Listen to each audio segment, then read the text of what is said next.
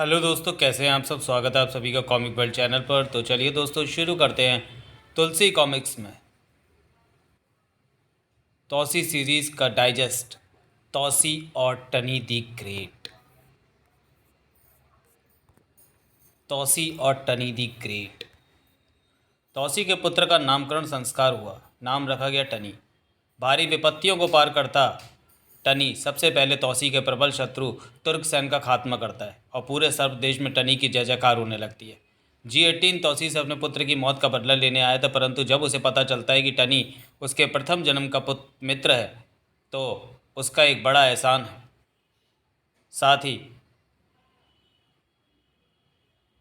टनी की मदद से वह प्रथम जन्म में अपनी नागिन की मौत का बदला ले सकता है।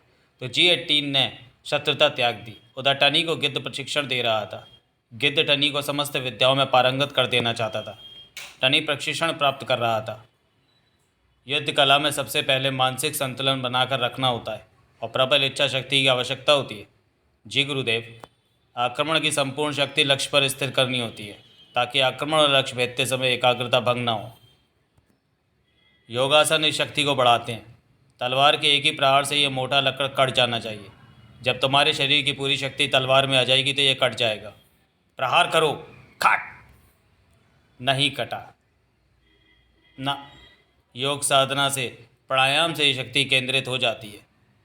अब तुम प्राणायाम से शक्ति एकाग्र कर सकते हो। कुछ समय की साधना के बाद प्रहार करो। तना एक ही बार में कट गया। खटाक। देखा योग साधना का कमाल। बाणों से हर प्रकार के प्रहार होते हैं। जैसे संगीत और रागों में ये शक्ति होती है कि तुम राग से बारिश करवा सकते हो, दीपक जला सकते हो, पुष्प वर्षा कर सकते हो। वही साधना तीरों की होगी। अब तक तुम्हें कालू जिन और नाग बाबा ने प्रशिक्षित किया है। मेरे आश्रम से लौटने के बाद तुम महाशक्तिशाली बन जाओगे। तीरों से संगार भी होता है। मेघ बेदी बाढ़ बरसात करते हैं तो तीरों से आग भी लगाई जा सकती है। मैं तुम्हें इन शस्त्रों में प्रवीण करूंगा। गिद्ध ऋषिराज से टनी प्रशिक्षण प्राप्त करता चला गया। ओह, मेरे बालों से बिजली कड़क उठती है। ये लो, ये धनुष तांडव मेरा धनुष है, मैं तुम्हें देता हूँ। और यह तलवार, इसका नाम चुंबी है, इसे भी तुम्हें धारण करवाता हूँ। चुंबी तलवार तुम दूर से जिस पर फेंकोगे वह लक्ष्य की तरफ इस तरह से बढ़ेगी जैसे चुंबक खिंचता है और लक्ष्य भेदे बिना वापस नहीं लौटेगी। सारे शस्त्र धारण करके टनी वापस लौटा। अब मुझे सभी देवताओं को प्रणाम करना चाहिए।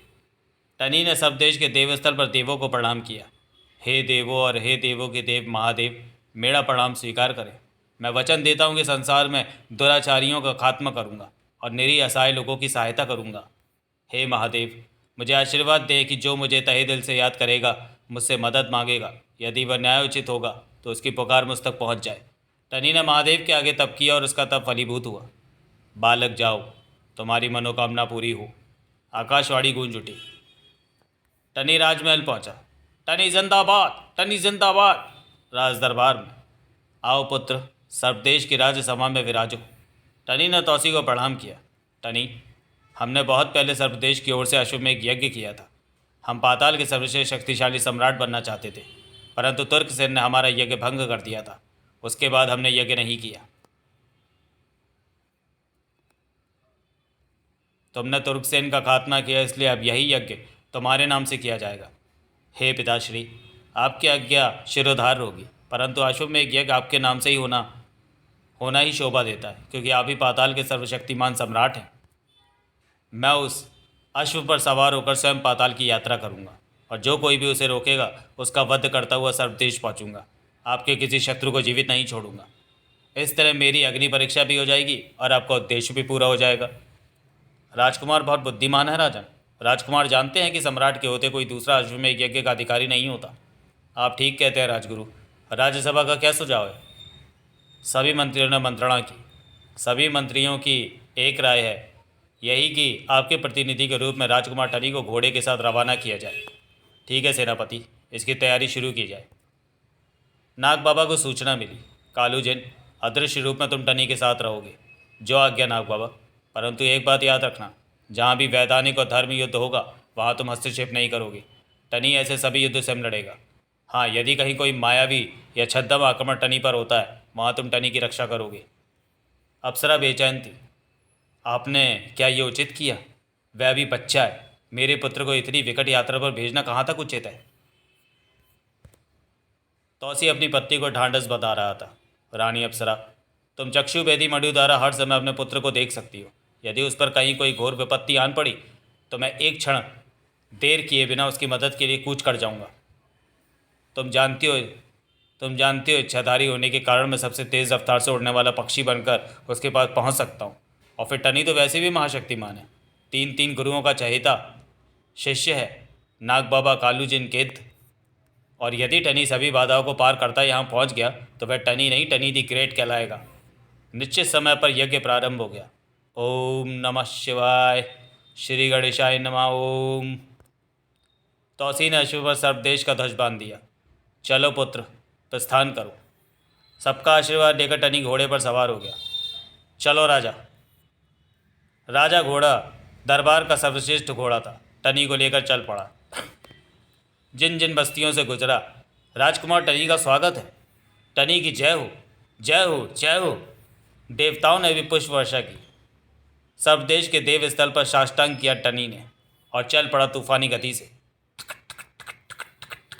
आधी हो या तूफान, रात हो या दिन, टनी बढ़ता ही जा रहा था। चल मेरे राजा, टिक टिक टिक। चलते चलते टनी एक देश में पहुंचा। प्यास लगी है, ज़रा इस कुएं से पानी पी लूँ। टनी ने कुएं में पानी पीना चाहा। अरे, कुआं तो सूखा है। पास ही एक झोपड़ी थी, शायद वहाँ जल की व्यवस्था होगी। झोपड़ी में एक बूढ़ी औरत थी। माता, जल मिलेगा? जल? अरे बालक, क्या तू परदेसी है? हाँ माता, यहाँ के नदी नाले कुएं सब जलविहीन हो चुके हैं। चारों तरफ त्राही त्राही मची है, सूखा पड़ चुका है चारों तरफ। मीलों दूर कभी कोई स्रोता फूटता है तो सब उस तरफ पीने के पानी के लिए दौड़ पड़ते हैं। अब सबने तय किया है कि किसी कन्या की बलि देंगे, तब शायद जल वर्षा हो। मेरी पुत्री हिरनी ने यह बलिदान देना स्वीकार किया। मेरी तो एक ही कुंवारी बेटी है, उसे तब तक भूखा प्यासा रखा जाएगा जब तक जल वर्षा नहीं होगी। उन सबका मानना है कि जब वह भूख प्यास से तड़प तड़प कर मर जाएगी तो इंद्र प्रसन्न हो जाएंगे और बरसात हो जाएगी। कहाँ पर चल रहा है ये सब पवित्र कार्य? चुम्बा देवी के मंदिर पर। टनी रास्ता पूछकर उसी ओर चल पड़ा। चुम्बा देवी के मंदिर पर भारी समूह जमा था। क्या हो रहा है भैया? जल वर्षा आहुति यज्ञ चल रहा है। भूखी प्यासी हिरनी सबसे आगे बैठी थी। मैं जान दे दूंगी इंद्रदेव, मेरे प्राणों की आहुति ले लो, किंतु बरसात कर दो। अगर तुमने मेरी आहुति के बाद भी बरसात नहीं की तो फिर ना जाने मेरी तरह कितनी बहनों को आहुति देनी पड़ेगी। तुम्हें पानी बरसाना ही होगा, देवों के देव। एक जगह चंद बुजुर्ग चर्चा कर रहे थे। ये लड़की बेकार में जान देने पर तुली है। अगर बरसात हो भी गई तो उससे होगा ही क्या? एक बार तो नदी नाले कुएं भर जाएंगे, हरियाली छा जाएगी। तुम शायद नागिया को भूल जाते हो। क्या तुम्हें याद नहीं, नदी नाले और जल स्रोता वही सुखा कर गया, उसने सारा पानी सोखा है। नहीं तो यहाँ हर समय हरियाली रहती थी। सो तो ठीक है, मगर नागिया तो यहाँ से चला ही गया। वह फिर कर लौट कर आ सकता है और पानी सोख सकता है। बोलो, अगर नागिया आया, पानी सुखा गया तो फिर किस किस लड़की की बलि देते रहोगे? मेरी मानो तो यहाँ से पलायन कर चलो, सब देश की शरण ले लो। वहाँ नागिया जैसा शैतान पहुँच ही नहीं सकता। और अगर पहुँच भी गया तो वहाँ तौसी ऐसा महाबली सम्राट है जो नागिया को ख़त्म कर देगा। सुना है तौसी का बेटा टनी तो पिता से भी बहादुर है। एक हमारा राजा है जो नागिया का नाम सुनता ही इधर अपने सैनिक भी नहीं भेजता। उसे पता है नागिया से भिड़ गया तो नागिया उसकी हस्ती मिटा देगा। पर नागिया कहाँ चला गया? टनी उनके बीच आ गया। भाइयों, ये नागिया कौन है? लो कर लो बात। अरे छोकरे, तू क्या अभी पैदा होकर आया है या कोई परदेसी है? परदेसी हूँ भाई, इसलिए पूछ रहा हूँ। पानी पीने रुका था, पता चला यहाँ त्राही त्राही मची है। बता दो बेचारे को नागिया के बारे में। नागिया एक जल पिशाच है। जल पिशाच? हाँ, वह जहाँ भी जाता है सूखा पड़ जाता है। वह नदी नालों से पानी पीकर सब सुखा देता है। यहाँ का सब पानी सुखाकर वह कहीं दूसरी जगह चला गया। वह यहाँ कुंभी झील में रहता था, जाते जाते कुंभी झील भी सुखा गया। अगर कुंभी झील फिर से भर गई तो वह फिर प्रकट हो जाएगा। क्या पता वह कहाँ हो, उसे क्या पता कुंभी भर गई। कहा जाता है कि पानी सूखने के बाद नागिया ज़मीन में मिट्टी में चला जाता है। वह कहीं गया न होगा, कुंभी की मिट्टी में अंदर दबा होगा। जल पाते ही उसे ताकत मिलने लगेगी और वह कभी भी बाहर आ लेगा। क्या हमेशा ऐसा होता रहता है? नहीं, हमेशा नहीं। कभी कभी नागिया खुद दूर दराज चला जाता है, बरसों तक नहीं लौटता। इस बार भी वह 10 वर्ष बाद प्रकट हुआ था। लेकिन कुंभी झील उसका जन्म स्थान है, इसलिए वह कुंभी में ज़रूर लौटेगा। मगर पहले बारिश तो हो जाए, तभी तो लौटेगा। इस नागिया से ज़रा दो दो हाथ हो जाए तो यहाँ की जनता का उद्धार हो जाएगा। बरसात से इस लड़की की भी जान बच सकती है। दिखाता हूँ करिश्मा। टनी एक दिशा में बढ़ गया। ये लड़का मुझे तेजस्वी बालक लगता है। चलो ज़रा देखे तो छिपकर ये कहाँ जा रहा है। टनी मंदिर के पीछे एक चट्टान पर चढ़ गया। घोड़ा उसने वहीं बांध दिया था। वह तो आसन लगाकर बैठ गया। किसी भी दिव्यास्त्र का प्रयोग करने से पहले मुझे भी देवों से आशीर्वाद प्राप्त कर लेना चाहिए। हिरनी भूखी प्यासी निढाल हो गई। भगवान, इस लड़की की रक्षा करें। हे इंद्रदेव, बरस जाओ, वरना ये लड़की मर जाएगी। हमारी बस्ती की सबसे सुंदर कन्या है ये। उसी समय राजा के सैनिकों के साथ राजकुमार संभार आ गया। राजकुमार संभार की जय हो। क्या हो रहा है यहाँ? हमने सुना है यहाँ किसी लड़की की बलि चढ़ाई जा रही है। वह स्वयं तप कर बैठी है। यह ढोंग है, पाखंड है। ऐसे कहीं बरसात होती है? लड़की तो बहुत सुंदर है। इसे तो हमारी प्रेमशाला में होना चाहिए था। किसी तरह इसे बचाकर अपने हरम में पहुंचाना होगा। रोक दो, ये सब हमारा हुक्म है। तारिणी मंदिर के शिखर पर चढ़ाया। ठहरो राजकुमार, उसका तप भंग मत करो। कौन है ये? मैं जो भी हूँ, परंतु किसी का तप भंग करना पाप है। बेवकूफ़, इस तरह कहीं बरसात होती है? मर गई तो? बरसात होगी, अभी होगी, इसी वक्त। कब होगी? जब मर जाएगी। टनी ने अपना धनुष टांडा संभाल लिया और मेघवादी बाढ़ चला दिया तरकश पर। देखो, ये बाण हिरणी का संदेश लेकर सीधा इंद्र के दरबार में जाएगा। बाण छूट गया। सन। कुछ देर बाद ही आकाश पर मेघ गिराए, बिजली चमकने लगी। लोग झूम उठे। बरसात हो गई। हिरनी की तपस्या सफल हो गई। हिरनी को स्नान करवाकर भोजन करवाओ। अरे, वह बालक कहाँ गया? कहाँ गया? उसी ने तो बाण छोड़ा था। ज़रूर साक्षात इंद्र बालक के रूप में प्रकट हो गए थे। टनी पहाड़ी गुफा में विश्राम करने चला गया। जब तक चाहोगे बरसात होती रहेगी। मूसलाधार पानी बरस रहा था। नाचो गाओ हुर्रे। हिरनी अपनी झोपड़ी पर पहुंच गई। माँ, मैंने इंद्र देवता को प्रसन्न कर दिया। लोग कहते हैं वे खुद बालक के रूप में प्रकट हुए। उन्होंने बाण छोड़ा और बरसात हो गई। बारिश निरंतर जारी थी। हिरनी को लिए बिना हम वापस नहीं लौटेंगे। आज रात को धावा बोल दो और उसे उठाकर हमारे महल में पहुंचा दो। जो आज्ञा राजकुमार। कितनी सलोनी सूरत थी वह। काश मुझे फिर से दर्शन हो जाए। रात होते ही ठक ठक कोई द्वार पर दस्तक दे रहा है। देखती हूँ कौन आया बरसाती रात में। थकी हारी हिरनी सो रही थी, सपने में टनी को देख रही थी। बुढ़िया के सिर पर तलवार की मूठ का प्रहार हुआ। ठाक। राजकुमार के सैनिक थे। वो रही हिरनी, उठा लो। बचाओ, बचाओ। अब तो तुझे राजा इंद्र भी नहीं बचा सकता। हा हा हा। हिरनी को एक बोरे में बंद कर दिया गया। अब मचाले कितना शोर मचाती है। हे मेरे सपनों के देवता, तूने मेरी उस वक्त भी लाज बचाई।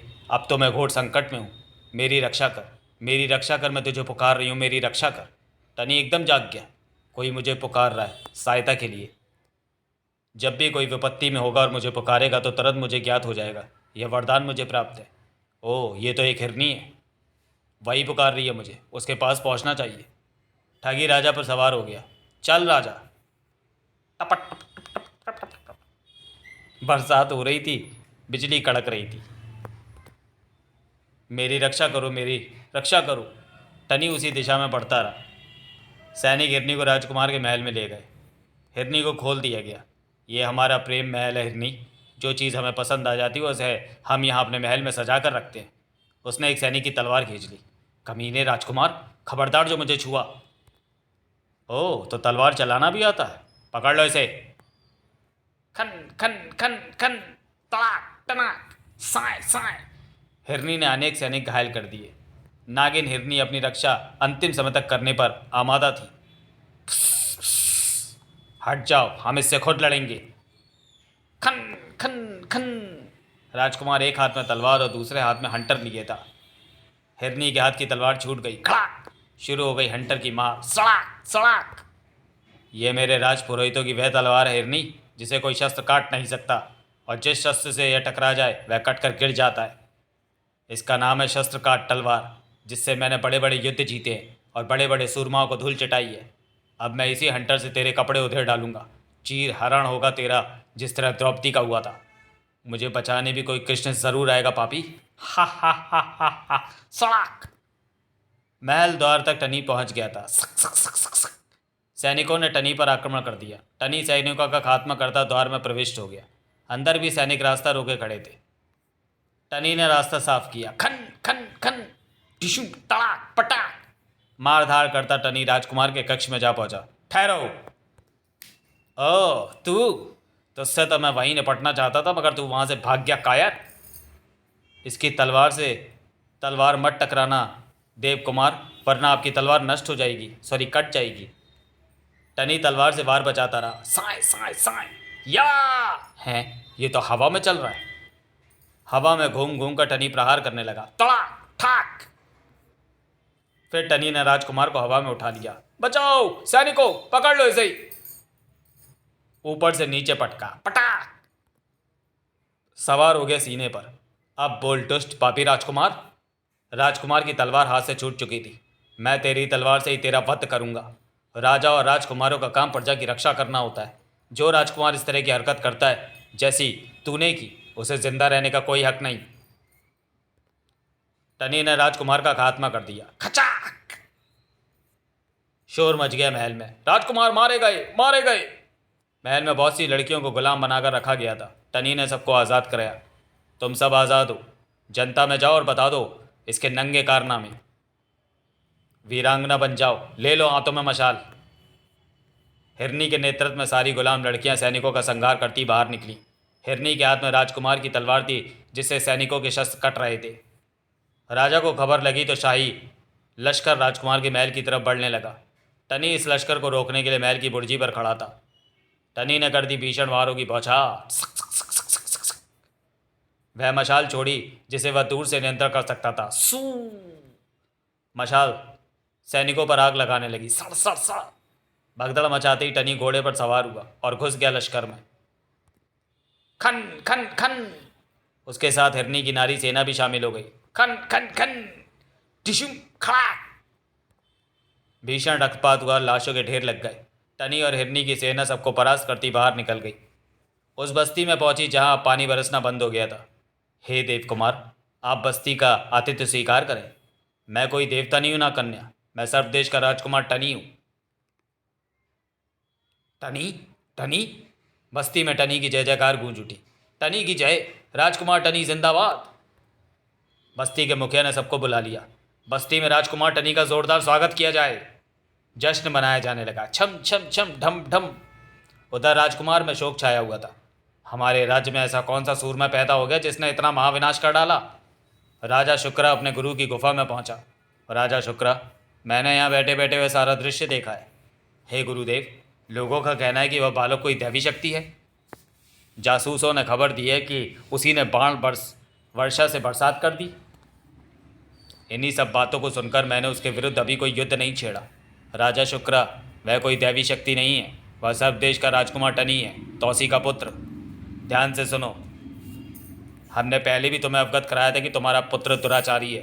तुमने हमेशा उसके दुराचारों पर पर्दा डाले रखा। उसी का अंजाम है ये। वह हिरनी नामक लड़की को उठा लाया था और टनी ने उसका खात्मा कर डाला। अब हम क्या करें गुरुदेव, हमारी तो वे इकलौती संतान थी। टनी के विरुद्ध अगर तुमने युद्ध छेड़ा तो समझो सर्वदेश के विरुद्ध युद्ध का बिगुल बजा दिया। किंतु टनी यहाँ क्यों आया? वह अश्वमेघ यज्ञ के साथ उसी घोड़े पर निकला है। अपनी इच्छा से वह एक बस्ती में रुक गया। वह तो केवल उनकी विपदा दूर करना चाहता था, परंतु तुम्हारे पुत्र ने बाधा डाल दी। मेरी राय यही है कि टनी को जाने दो, अन्यथा बहुत हानि उठाओगे। बस्ती वालों, जब तक मैं यज्ञ पर हूँ ना तो किसी बिछौने पर सो सकता हूँ, ना किसी का दिया भोजन ग्रहण कर सकता हूँ। तुम्हारे अनुरोध पर मैं बस्ती में आ भी गया, अन्यथा मैं अपनी राह चला जाता। अब मैं चलता हूँ। टनी बस्ती से निकलकर एक गुफा में चला गया। शायद अब नागिया यहाँ नहीं आएगा। सुबह टनी कुंभी झील पर पहुंचा। यही वह झील है जो नागिया की जन्मस्थली समझी जाती है। टनी जल में तैर रहा था। कुछ सैनियों के साथ हिरनी भी वहाँ पहुँच गई। अरे, यहाँ तो राजकुमार टनी नहा रहे हैं, हम किसी और झील पर चलें। तभी, हे भगवान, नागिया नागिया आ गया। झील से विकराल रूप धरे नागिया बाहर आया जो टनी को दबोचे था।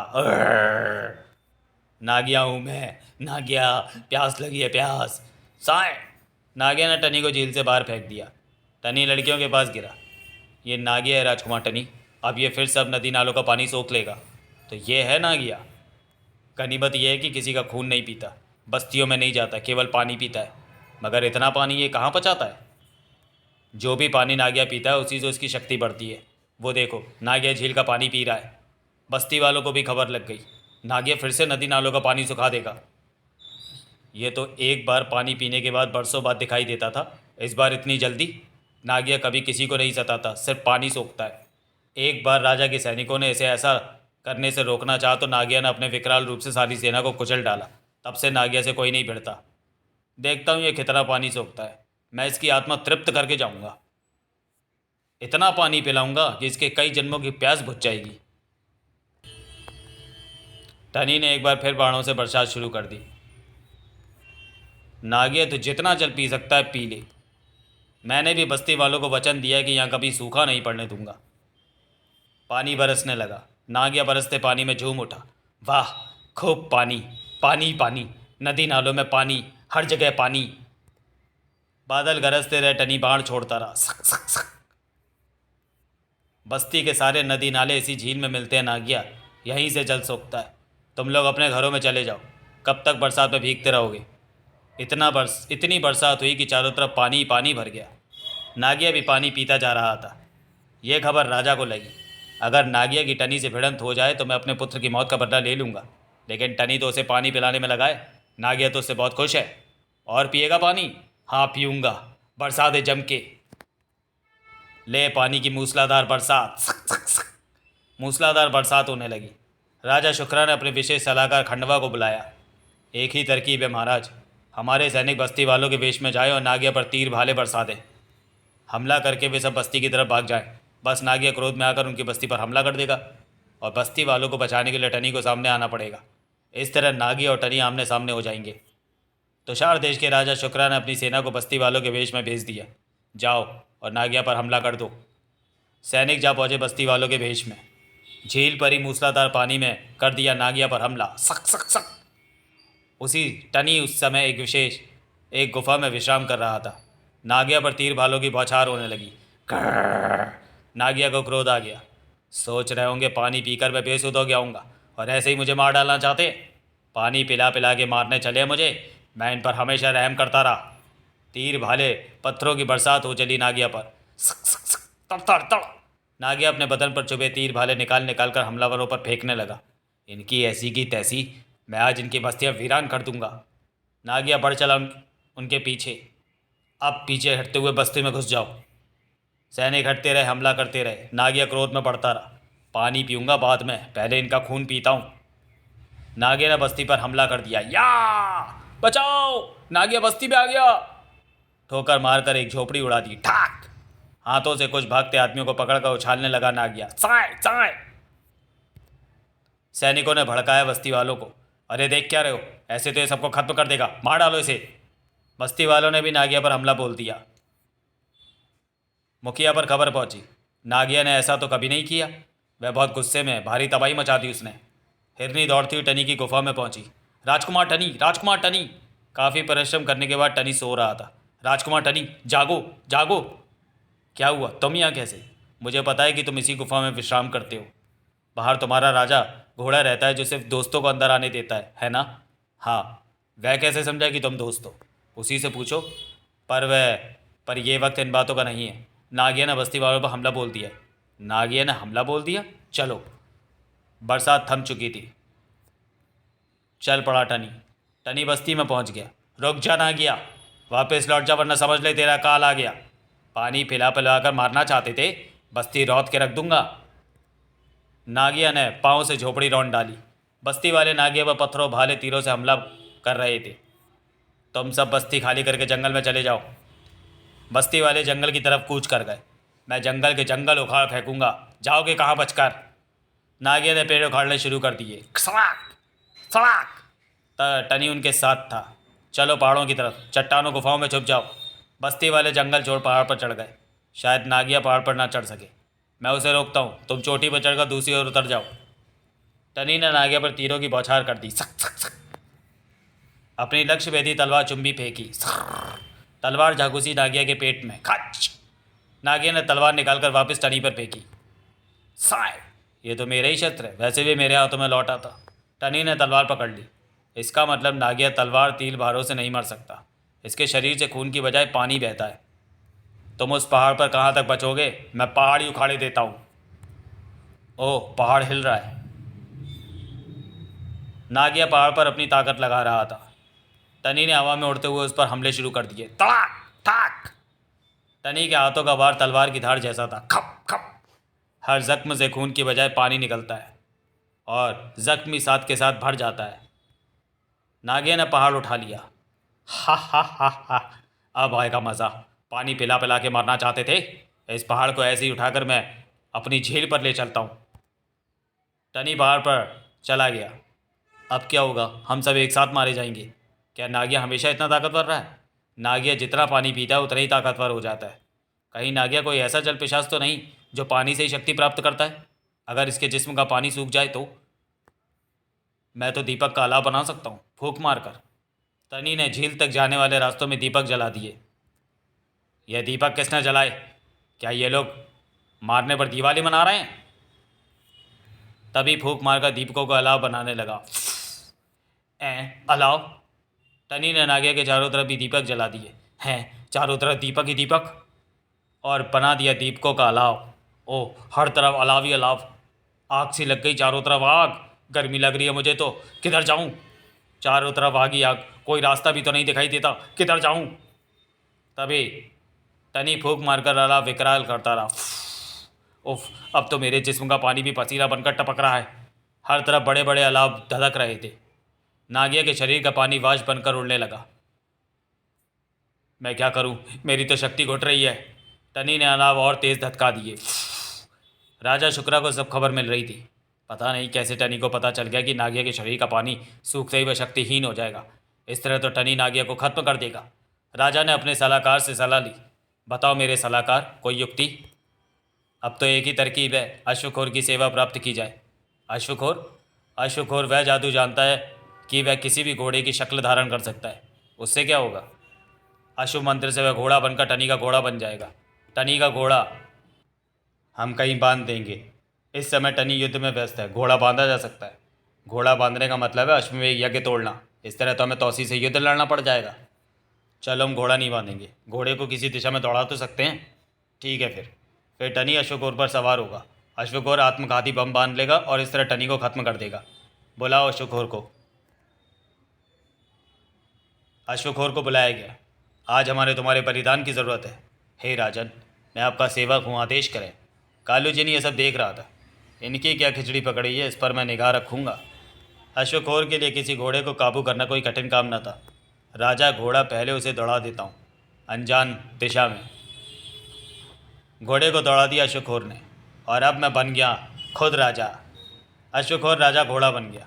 टनी नागिया के कसबल ढीले करने में लगा था। आग नागिया के बदन को छू रही थी। पानी खत्म होने को है, मर गया, प्यास लग रही है मुझे तो। नागिया का शरीर भी सिकुड़ने लगा और फिर नागिया उसी पहाड़ तले दबता चला गया। पिचक गया मैं, पानी, प्यास में मरा।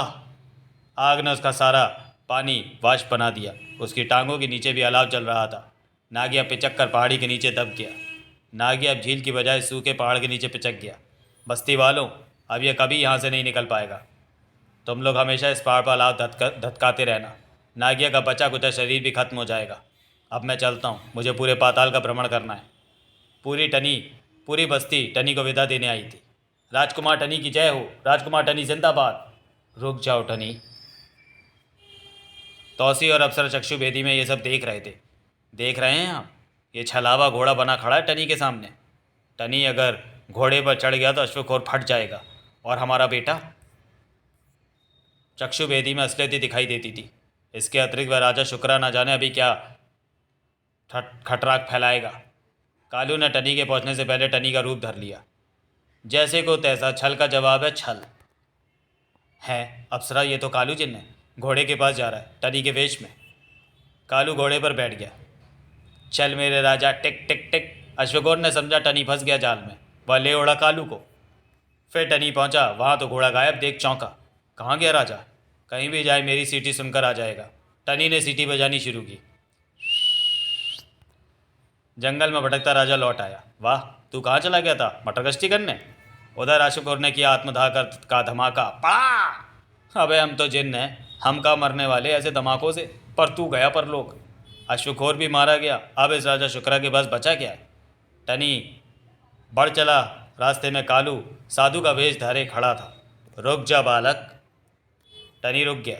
तेरे जाने के बाद राजा शुक्रा बस्ती पर कहर डालेगा, हिरनी को मार डालेगा। नागिया पर उसी के आदमियों ने हमला किया था ताकि नागिया तुझे खत्म कर दे। परंतु साधु बाबा अब कौन है? बालक ये मत पूछ, किंतु यहाँ की प्रजा में शांति चाहता है तो खत्म कर दे शुक्रा को। और शुक्रा ने अपने भाई को बंदी बनाकर गद्दियाँ हासिल की, उसे फिर से बना दे राजा। इस राजा को तो सारा कुनबा ही खाना खराब है, ये उद्धार भी करना होगा। टनी जा घुसा राजा के महल में। टनी आ गया। टनी ने हमला कर दिया। टनी के 3 शस्त्र एक साथ चले, तीर, तलवार और मशाल। सन सन सड़ सड़ सड़ सक सक सक। लेकिन भाग खड़े हुए सैनिक। जान बचाना चाहता है तो राजा शुक्रा के भाई शुभ्रा का साथ दो। राजा शुक्रा अपने महल से हिल भी ना पाया। मैं आ गया तेरा काल शुक्रा। देख, लक्ष्य भेदी तलवार तेरा खात्मा करती है। खप! बंदी शुभ्रा को छुड़ाया टनी ने। चलिए राजन, अपना राज्य संभालिए। हे राजकुमार टनी, तेरा लाख लाख शुक्र है। मैं इस एहसान का बदला कभी नहीं चुका सकता। यह एहसान नहीं महाराज, समाज कल्याण का कार्य है। आपकी जनता त्राई त्राई कर रही थी, उसी के हित के लिए मैंने ऐसा किया। तुम्हें जो भी चाहिए ले लो, यह सिंहासन भी। ना मैं राजपाट का भूखा हूँ, ना दौलत का। बस आपसे यही निवेदन है कि आपकी प्रजा हमेशा खुश रहे। यही मेरा पुरस्कार समझिए। टनी पुनः अपनी यात्रा पर बढ़ चला। चक्षु, तुम टनी नहीं, टनी द ग्रेट हो। चक्षु वेदी ने तौसी और अप्सरा सब देख रहे थे। मैं भी मान गया अप्सरा, वह टनी नहीं, टनी द ग्रेट है। तो चलिए दोस्तों, वीडियो को यहीं समाप्त करते हैं और मिलते हैं तौसी सीरीज़ की अगली कॉमिक्स तौसी गिरफ्तार में। तब तक के लिए धन्यवाद।